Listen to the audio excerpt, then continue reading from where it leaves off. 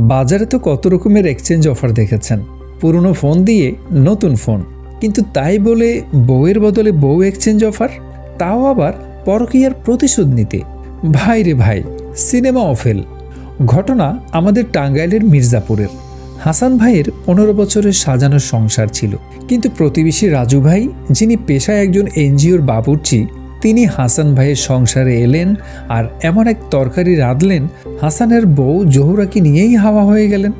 বউ পালানোর পর কি ভেবেছেন আমাদের হাসান ভাই দেবদাস সেজে বড় বড় দাঁড়ি টাড়ি রেখে দিবেন, স্যাড সং শুনবেন? না, তিনি ডাইরেক্ট অ্যাকশনে নেমে গেলেন।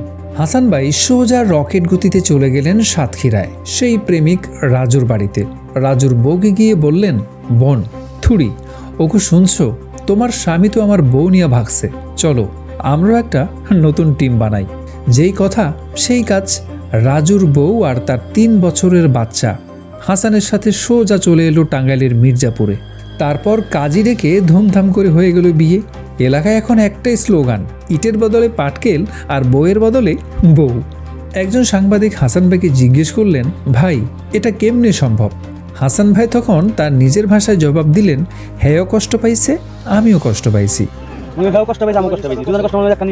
দুইজনের কষ্ট একখান কইরা বিয়া কইরা ফেলাইছি। ও আমার বউ নিছে আর আমি ওরটা নিছি। এলাকার মুরব্বীরা তো মাথায় হাত দিয়ে ভাবছে, এদের কি সমাজসেবা পুরস্কার দেওয়া উচিত নাকি সমাজ থেকে তাড়ানো উচিত।